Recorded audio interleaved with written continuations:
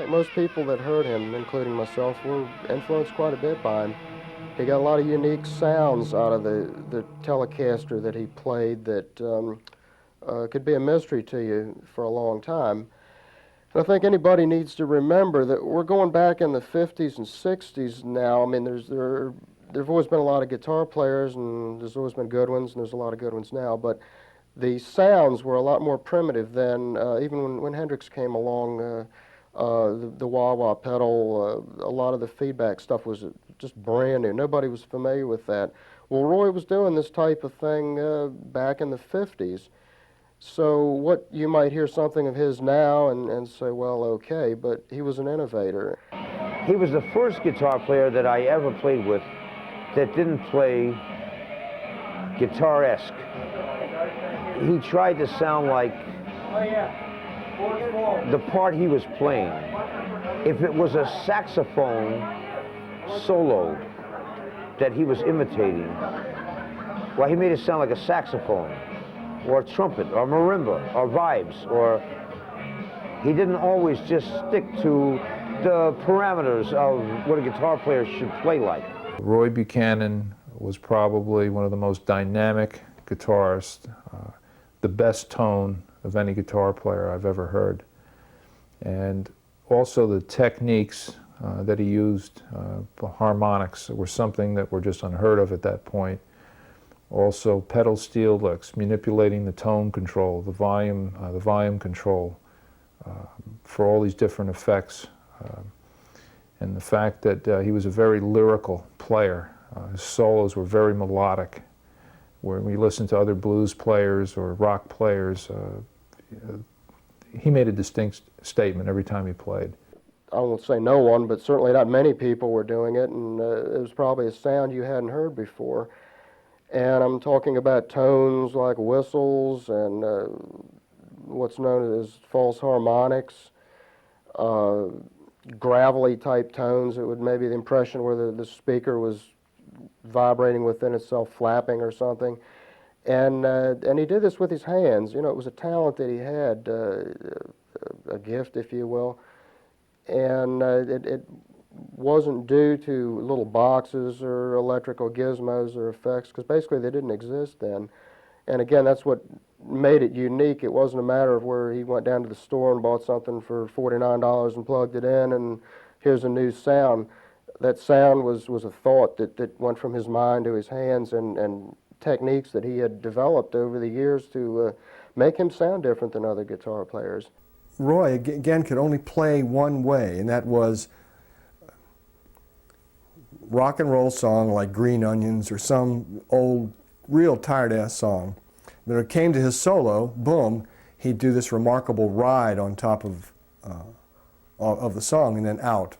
And then another, you know, ho-hum song would start, and it would be ho-hum until his solo came up. That's not to say he didn't have great rhythm guitar parts, but that isn't really what distinguished Roy. It was his lead playing, his single note playing, and his chord bending.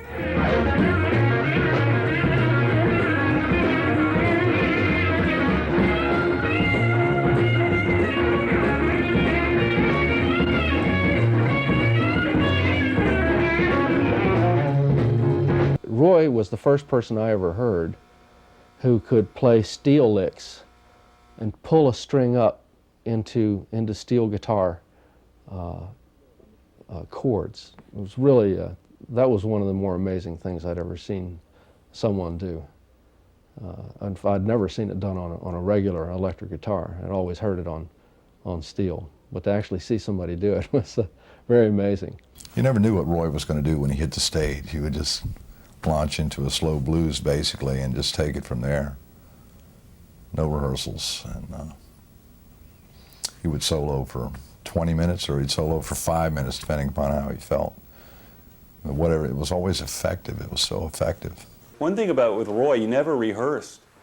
You'd get on stage and it demanded, I think, a certain level of being able to comp. You had to be able to have a good sense of relative pitch. Now, Dick Heinze had perfect pitch, and the rest of us had a pretty good sense of relative pitch, because Roy wouldn't say, okay, we're going to do a blues and C. He'd start playing, and you better figure it out real quick that it was in C or in C sharp or whatever he picked. One thing I noticed about the guy is that every time it was time for a guitar solo, he would turn his back on the crowd, which I thought was kind of odd.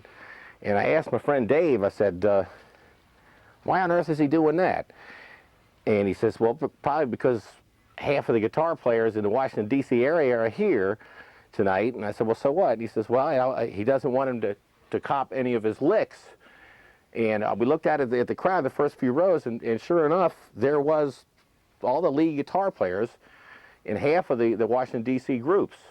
And sure enough, every time he soloed, he put his back to the crowd, and they weren't able to see a thing. One of the things that he would do is he would turn away from the audience, you know, when he knew he had him, you know, people watching him play, and he would take that ring and run it up and down the strings like he was really doing a hot lick of some kind, and I'd be tripping out. I said, what are you doing, fool? Watch it, you know. He played a Telecaster and a twin reverb. Usually sat it on a metal folding chair, and turned it around backwards so that the back of the amplifier faced the audience. It was no electronic gimmicks, no fuzz boxes, no pedals, no special effects. Well, Roy told me that he started out with the Telecaster really when he was very young, when they first came out about 1952. He liked the sound of them. Originally, he started out taking steel guitar lessons when he was very young, 7, 8 years old. So he played steel guitar before he actually played six-string guitar. And he liked the sound of the Telecaster. He thought it sounded closer to the sound of the steel. He had good control over that instrument, too. While he was playing, he could be strumming with his right hand and also have his third finger on the volume knob, working that, giving the volume up and down dynamics to his playing while he was behind a singer. Then he could bring that volume up after one of the vocal lines was over with, and then kind of ease it back down again. He might have his little finger on the tone control. And when he was doing this, again, we're going back in the 50s, there weren't any wah-wah pedals, but this tone control opened up very rapidly. It was a very small distance from complete bass to complete treble. And when he would work this tone control, actually roll it off of the knob, off of his little finger, it would give you this crying wah-wah effect. And again, when he was doing a solo or even chords, this was a unique sound. You'd never heard it before, and it gave a lot of personality, a lot of flavor to his music. The notes that came out of his guitar did not sound like he was playing them, because his fingers moved on the fretboard so effortlessly, and the sound that came out of the amp was so magnificent and so complex that it didn't sound like he was actually doing it. I think that's what impressed me the most. I heard him and I said, where's the other sounds coming from? And he had no effects. He had no pedals. He had no effects. These were just him playing. He had the ability to overwhelm you with torrents of notes, but his real talent came in how few he could use. There was a tune called Sweet Dreams, I think it is. It's just beautiful, long, slow notes where he played steel guitar licks and could pull these notes up into steel guitar chords. It could really just sweep you away. He did not overplay, and the thing that Roy would say to everyone, he'd say it to me, and that I have remembered to this day, is that it's as important what you don't play as what you do play. And those negative spaces in the music are extremely important, or just absolutely make a good, funky, tight, solid sound happen, because it's negative as well as positive space, if you will, within the music. One of the things he did master, and it wasn't a gimmick, was being able to use his little finger. And if you ever watch him play, you'll see him take and use his little finger on the volume control of the telly. and to raise and lower, because see, when we started out, we didn't have that. We didn't have any singing. Well, we didn't even have reverb.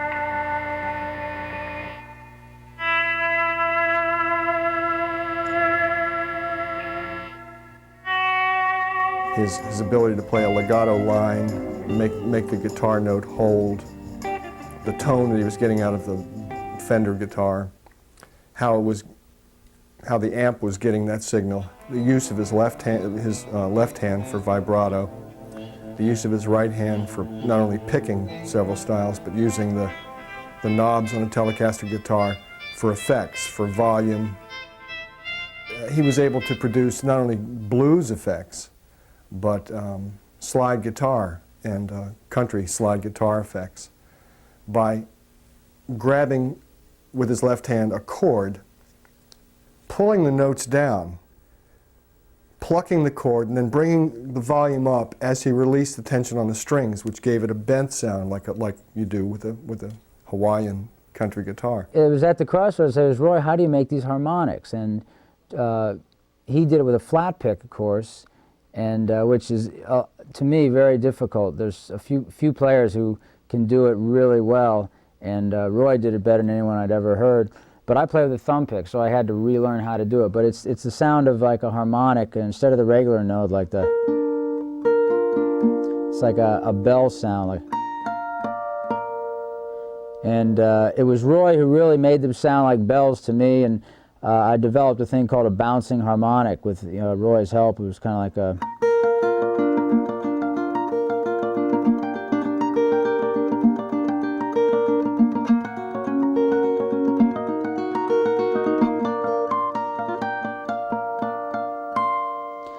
And even though I developed that style on my own with the thumb pick, kind of accidentally because I don't play with a flat pick, it was really being able to sit this close to Roy in this dressing room and just have him like show me how he did it and let me hear the difference between a false harmonic or when it really rang true, like that bell sound that he would get. And there's a lot of different harmonics, but that was the one of the sounds I fell in love with. There's definitely a sort of a sputtering thing that he used to do that I still do.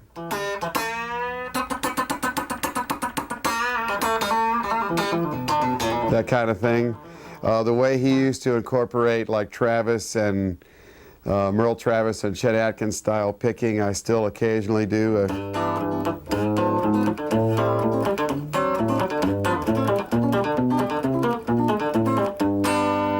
And just his way of attack.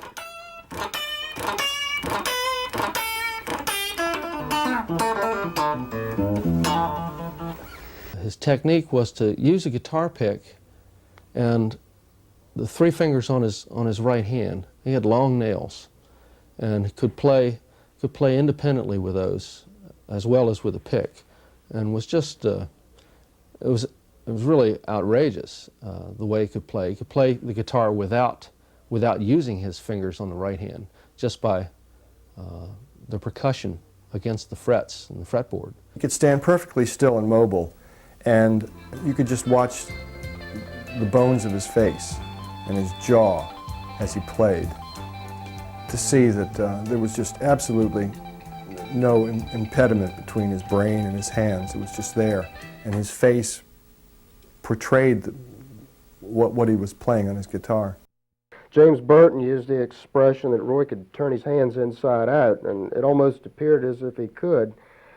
And you'd see him constantly, even while he was playing, his hands used to stiffen up on him a little bit. It didn't cause him any problem, but there was just always this working. These hands were just constantly working. When he was on a break at the table, he'd be pressing his hand into the table, keeping the hands loose. And I think anybody that saw him live will remember this.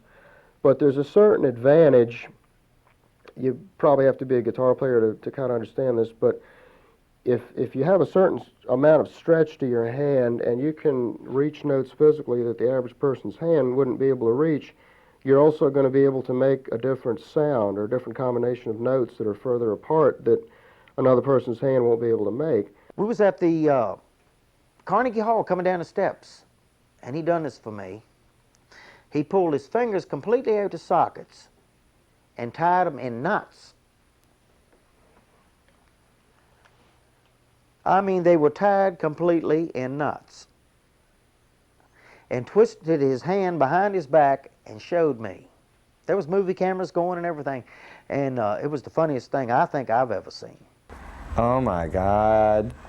This is a wonderful trick, but does it help you play? Yeah, Yeah, I do this because, see, when we're babies, we're all double jointed, all real limber, you know, but it's lack of not using them that we become stiff. So I go through all these exercises and things to keep my fingers limber, so I can move around quicker on the guitar. Knuckles? No, you don't pop them. No. Now, unless it's automatic, sometimes I go like that and they'll all pop, you know, but I think it's not forced. I think if I went around all the time doing that, I don't think it's good for it. It's ironic because if you technically look at the way Roy played, the guy was a simple player. I mean, he doesn't do anything on the instrument that nobody else can do. I mean, there's some guitar players out there that you have to spend a lifetime trying to develop their technique. Roy wasn't like that. Everything that Roy played, anybody can do. It's not technically that hard or physically that hard to do, but to be able to put it in the right place at the right time and do it in such a way to create the emotional impact that the man created might take you a lifetime.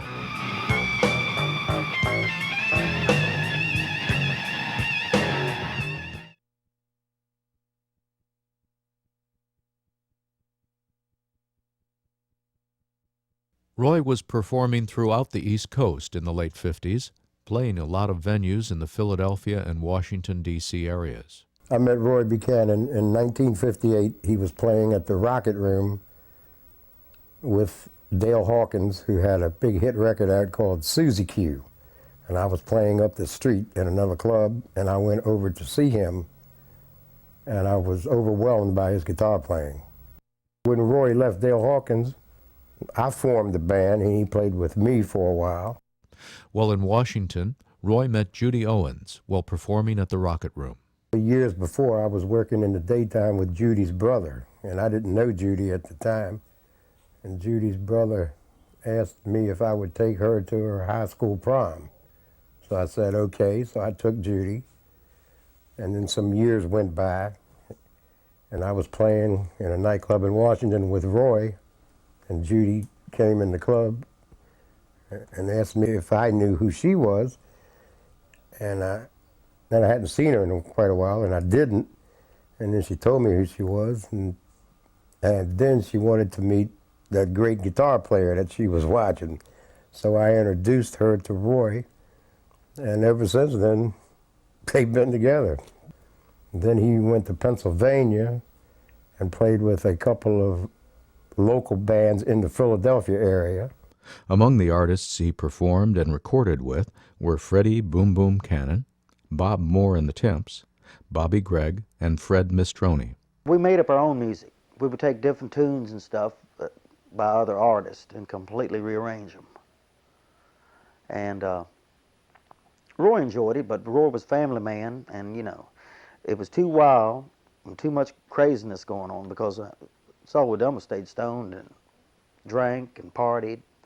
And so he had to come back to Washington, D.C. and be with his family. In Washington, he became a barroom musician. Some groups he played with were the Uncalled Four, the British Walkers, and the Kalin Twins.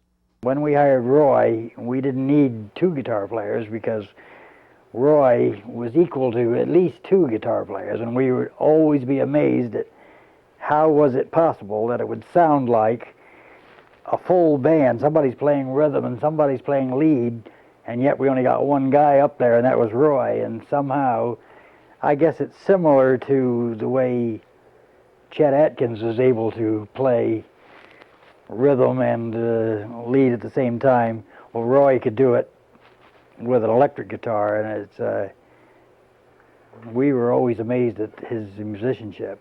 He was so good that people came to recognize that, hey, this isn't just a sideman in the band. Other musicians from other bands would start coming in, especially on the late shows, and they'd crowd around. They wanted to hear Roy. And as a result, we set apart a separate section in our show, which was supposed to be featuring us and our singing, but we knew that Roy was such a an artist that we said later, why don't we just feature him in one of the songs? And I remember he used to do Malagueña. It would break the place apart because it's a tough song to play for a guitarist, and he was doing a sensational job on it. And so right in the middle of our show, we featured Roy Buchanan playing, and he was totally unknown at that time, not only nationwide, but even in Washington. Eventually, in the late 60s, Roy got a regular gig playing with the Danny Denver Band. Roy started working with Danny Denver down at the Stardust in Waldorf, I'm going to guess about 1968, somewhere along in there. I think they went to the Crossroads about 1970, and this was probably a job that Danny Denver got. I don't think that Roy was really involved in it. It just was a big club, and it was a country club, and Danny was a country act. Thank you very much, ladies and gentlemen. Thank you. So Danny Denver, take a bow, man. This is one of my favorite songs, and it's called Danny Boy, and I hope you enjoy it. Most of the stuff that we did, it was just whatever the audience wanted to hear. We would very seldom learn a new song unless it was real popular, you know. It had to be really popular for us to learn it, because our guests that come to see Roy and I perform had songs that they kept us busy with requests. We'd play anything they wanted to hear, from Foggy Mountain Breakdown to Stardust or Smoke Gets Your Eyes. It wouldn't make any difference. We'd play everything. You never knew what Danny was going to do. And Roy could follow everything that he did. He would go from B flats, C sharps, or anything. He would just, any tune, it just flashed into Danny's head, and Roy was right on his butt. And it was like magic. I picked it up because I was feeding off of Roy, and we had a heck of a good time with Danny Denver. Whatever I did, he made me sound great. He made anybody sound great. Roy was just, he was a God-given talent, and God had to give it to him, because nobody could be that good.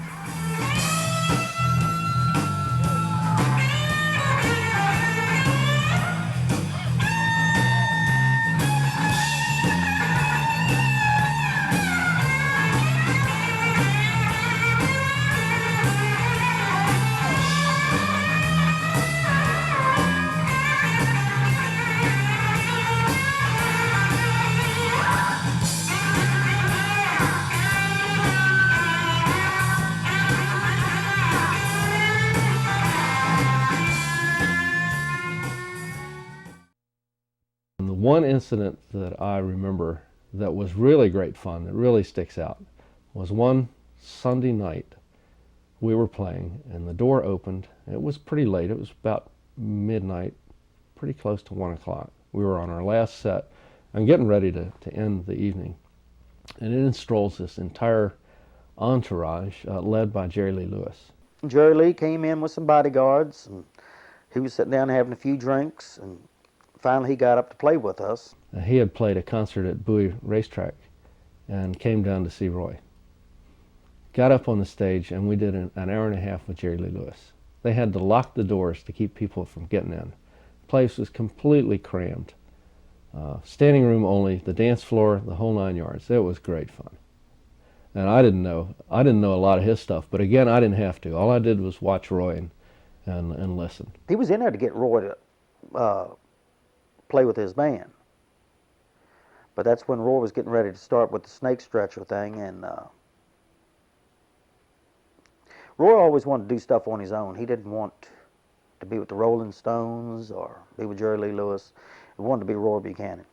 Roy and Dick Heinz would go down to the Colt Lounge on 14th Street. The building's still there, but it's boarded up as usual. And it was an after-hours club where everybody could go, white or black. Everybody got along. All the musicians from all the clubs in town with their friends would show up. And Dick and Roy would go in there and scare everybody to death. They could outplay anybody, and the guitar players, the black guitar players, such as, oh God, I can't remember. There was a couple of them in town. One guy's name was Whiskey. Another guy's name was Billy something. Matter of fact, his brother was a star. Billy Taylor would go in there. And these guys were just, they didn't know what to do. And they didn't know if they left enough guitar up there for them to play after Roy got through. And Dick was the same way. They had an electric piano up there, and after Dick got through, one guy yelled over, "Can you leave part of those keys for me before I come off stage, come back on there and play again?" But that was the fun times, and nobody bothered them. And when they came in, they didn't have to buy a drink. The whole stage was lined with drinks the guys would buy for them.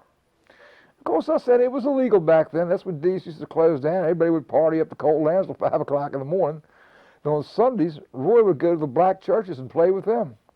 And I really believe that's where Roy got his influence. I really have to believe, because he had that feeling.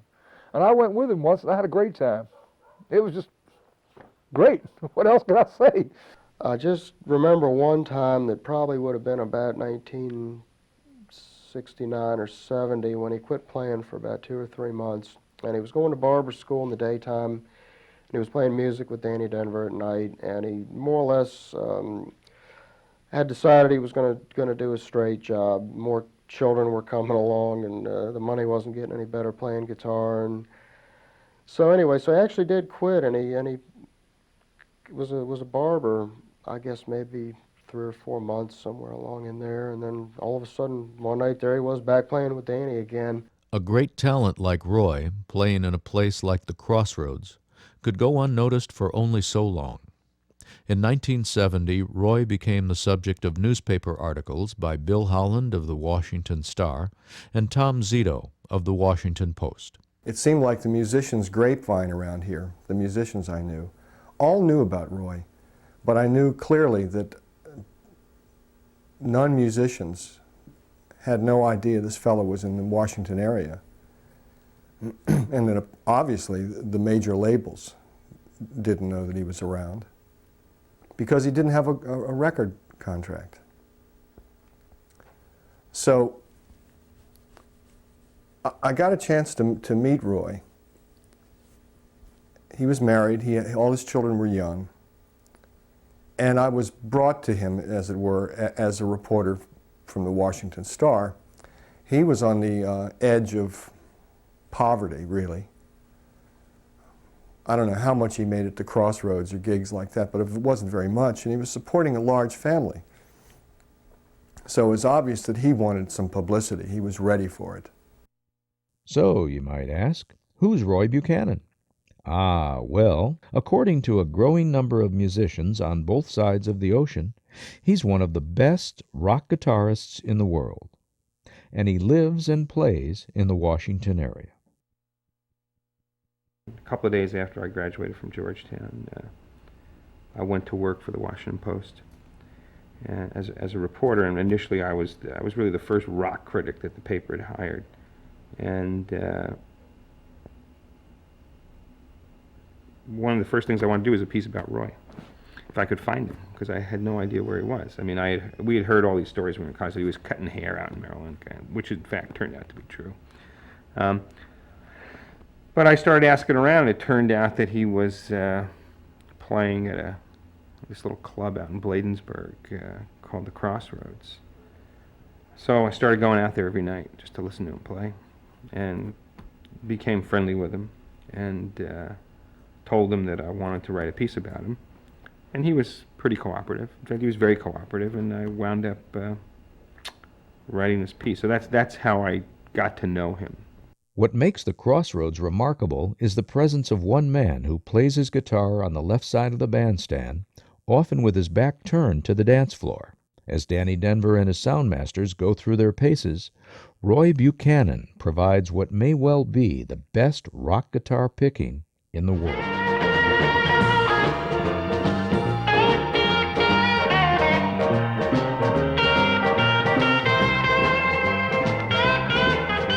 After the glowing newspaper articles, the Bladensburg bar suffered a severe case of culture shock.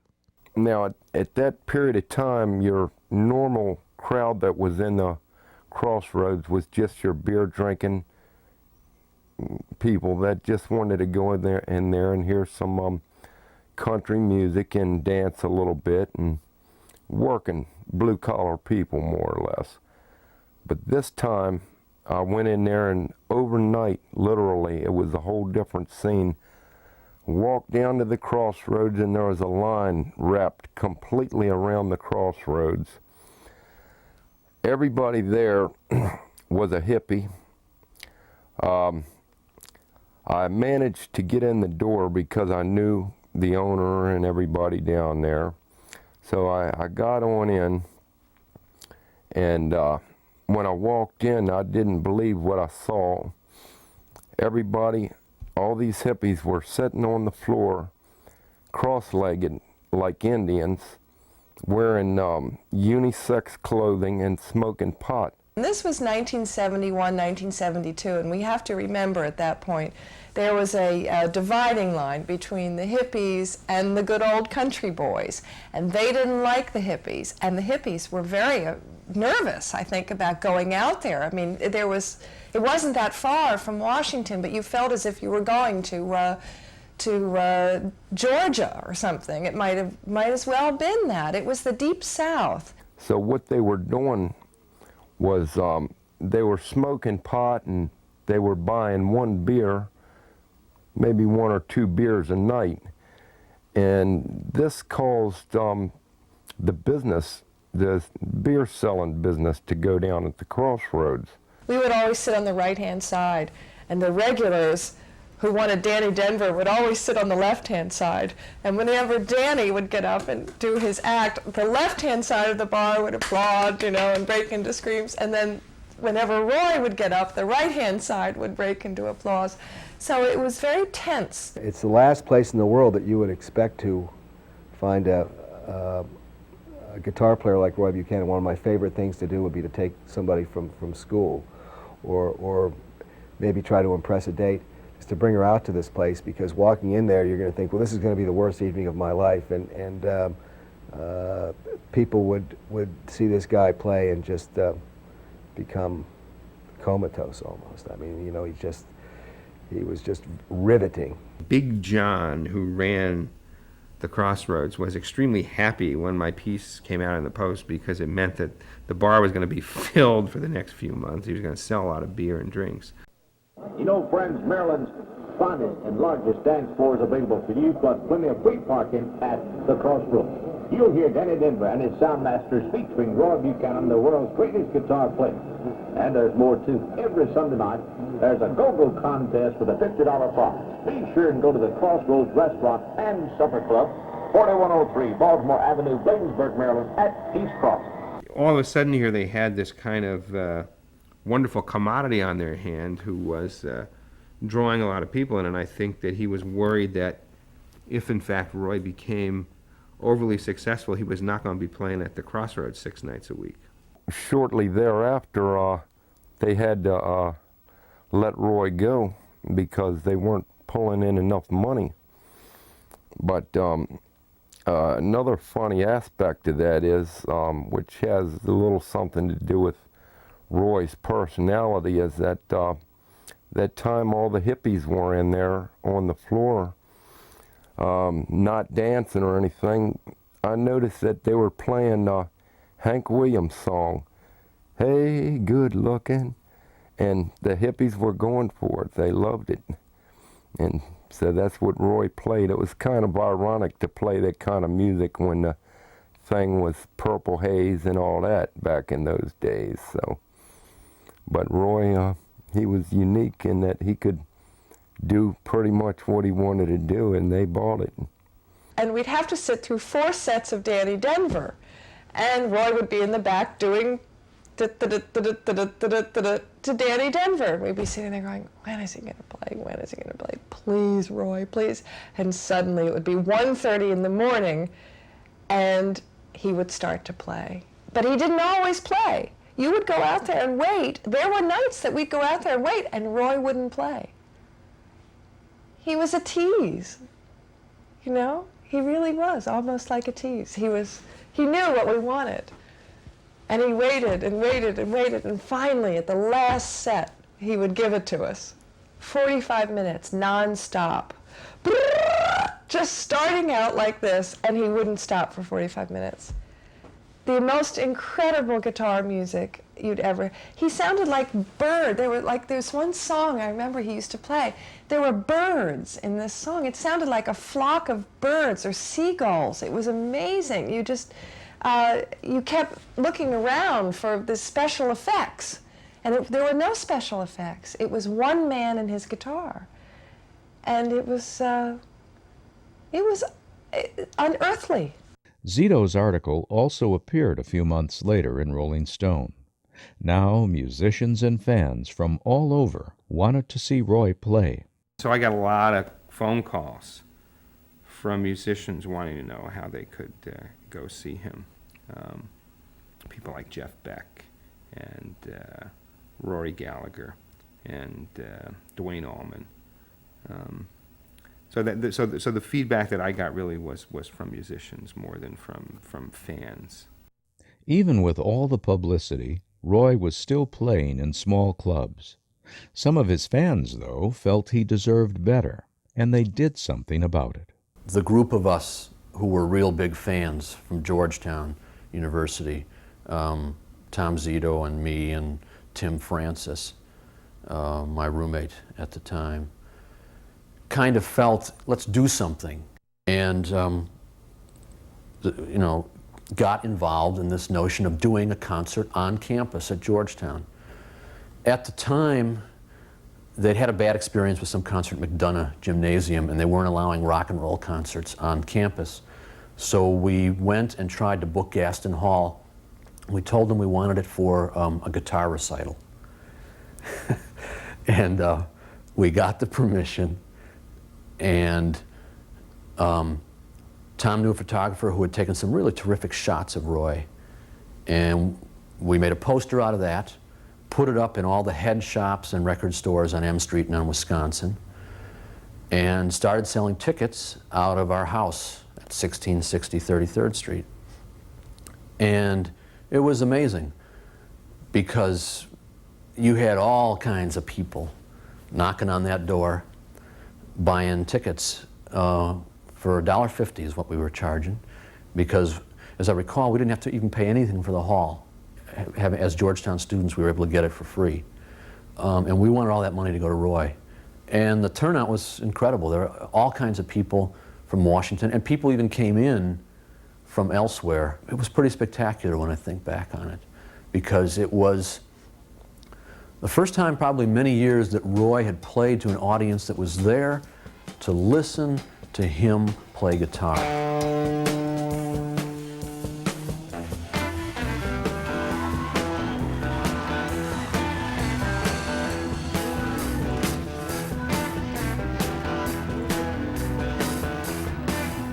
He's very, very old at Georgetown University, and to have Roy Buchanan standing there on the stage wailing out this guitar music, I think the rafters just shook, and the crowd was wild. They were jumping on the stage. It was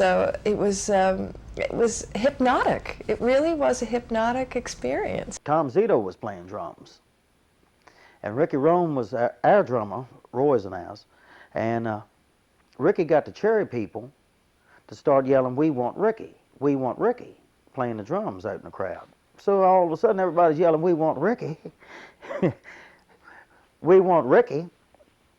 And so after we finished that set and went backstage, Tom Zito went ahead and let Ricky Rome play. And we tore the house down. Roy took off on 2 or 3 solos and just went further than he could have in a club setting to show what he could do on a guitar. And it was just, he played Arabic scales during one tune. He played Hey Joe,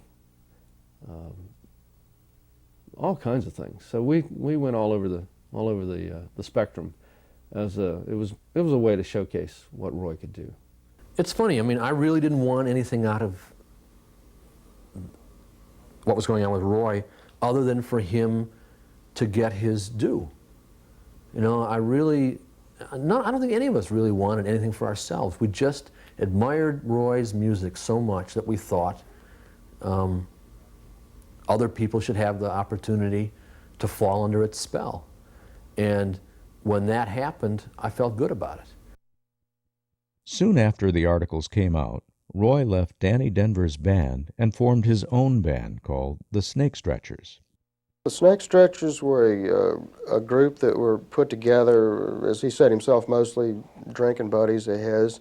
It started out with Chuck Tilley singing and playing rhythm guitar, and Mark Fisher on tambourine, and Joe playing sax, myself on bass, and Dick Heinze on organ. And I think that was it. Joe fell by the wayside after a few weeks, and we were still just kind of, it was just Roy Buchanan at this stage of the game. He was really beginning to become a cult figure in the Washington area, and it was just absolutely amazing to me because I'd always dreamed about playing with Roy.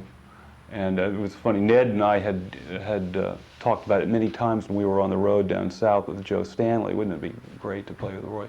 The music was basically, I would say, rock-oriented, but with quite a blues mixture. The Snake Stretchers recorded an album at the Crossroads and sold it at local clubs and record stores. The album that Roy feels the strongest about, or felt the strongest about, was this bootleg, but it wasn't really bootleg, this album that came in a burlap bag called One of Three. So it's referred to as a burlap bag album. It's pretty rare. I don't think they pressed more than maybe 300 or 400 copies of the thing. That seems to be a lot of people's favorite. My personal favorite, here it is. You don't get much funkier than this. And this, you know, was his idea. Just the roughness in the recording, the fact that it's all one take. There's no overdubs on this. This is a real thing right here. And this is a guy who, you know, had his brains coming out of his fingers playing that guitar. There was some Hank Williams on there. There were some out-and-out rhythm and blues tunes, and there was some rock and roll, Johnny B. Good, and I think Down by the River. So really, you really got your socks knocked off when you got an early album of Roy's there, because you think, well, I mean, a lot of guys can play country good, a lot of guys can really exciting rock, but here's this guy that does steel licks, you know, sound better than the steel players, and rock and roll just faster and cleaner than anybody else. And then here's a slow blues tune that, you know, just makes you want to cry, and you think about that song for the next 3 hours after you go home. So it was a mixture. Hal Davis was managing Roy at the time. We were working at the Crossroads doing our 5 sets a night, and he brought in a Revox 2-track tape recorder, which was like pretty top stuff for back then for home recording. Roy wanted only one RCA mic, or one mic, and it was an RCA broadcast quality mic, and it was hung sort of on the side of the stage where Roy's amp and he was playing, and it mixed nicely. In other words, it sounded like the band. And it was over a period of a week or two that the bulk of the songs went down onto the tape, and then they listened back and they decided to make one album, and Roy had hoped to do 2 of 3 and 3 of 3. And that would be, he wanted that just to be the extent of his recording. It was really just going to be Roy playing. You know, his licks were impeccable back then. I mean, he was 31 years old. He'd been playing since he was young. His dexterity was phenomenal, and you could just hear it on the album. I mean, the quality was not good as far as what a studio album would have produced, but you could feel the feels and the hesitations that only when Roy played live and was on came across that way. The synchronicity, the oneness was there. Also in attendance at the Georgetown University concert was a group of television executives from WNET in New York. So we came down, and Roy did everything that night, from Malagueña to God knows what. It was incredible. He played 2 guitars at one time, and all that kind of stuff. Impressed by Roy's performance, they decided that his story needed to be told and his talent needed to be shown. So they approached Roy about producing a documentary on his life. Roy agreed, and the documentary was filmed that summer in California. In July, we went out to the coast with Roy and did the film part of the program, which was a visit back home. We shot it, foolishly or otherwise, in black and white, and trying to say that's the old stuff. Now, that was on film, and we put him together with Mundell, where he did a beautiful version of Misty. We put him with Johnny Otis and his son Shuggy Otis, and we brought Roy and Judy home. It was the first time, and you see it on camera, we set it up that way. I got out of the car and ran ahead a few blocks while Judy drove the car in so that we could film the arrival, and you see them arriving in the film at the gate. That was in color. And being greeted by his mother with her arm in a sling, when she had been called and told by Roy that he was coming to visit. He had not been home in like 15 years. And she hadn't seen him, she had never met Judy, and she'd never seen all her lovely grandchildren. She was so excited she fell off a stepladder, broke her arm.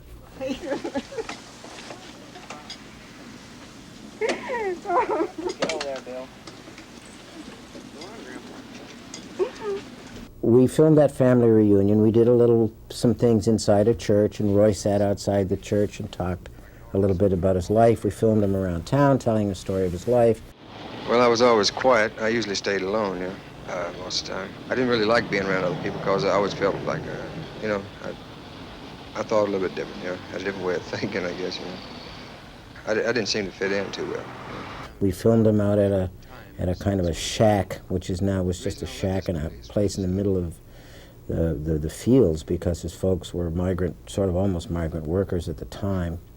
And we filmed at this church, which was a Pentecostal church. It was, actually, I think the Pentecostal church had a lot to do with Roy's feeling and his rhythm and everything, because those churches are very rhythmic, as you see in the little sequence we did in the church. That summer, we edited the film together into the sequence that was like about a 45-minute part of the show, the first part of the show. We had the show began with an introduction by Bill Graham. This is an evening of discovery for most of us, an evening of celebration for all of us. It's a privilege to bring on an artist that should be known by everybody, Roy Buchanan.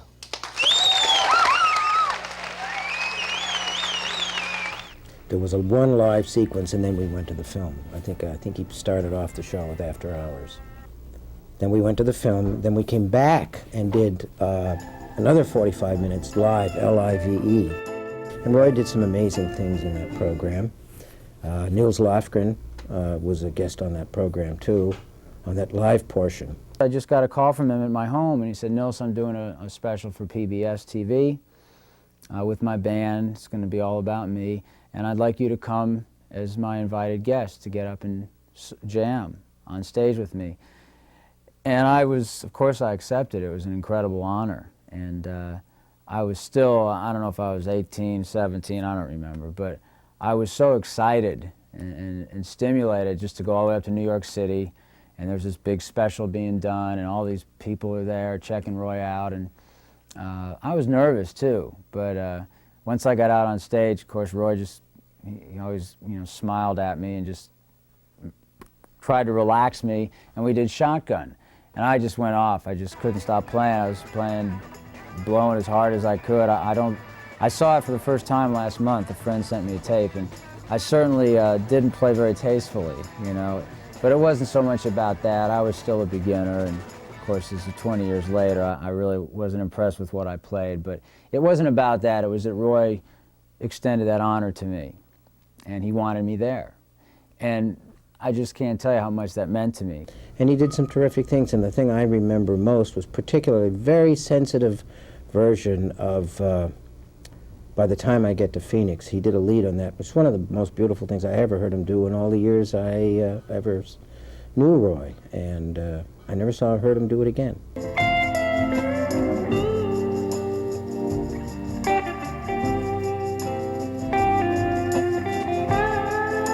The PBS special thrust Roy into the national spotlight. And now everybody wanted a piece of him. Record companies, concert promoters, journalists, and a whole new group of music fans who wanted to see him perform and buy his records.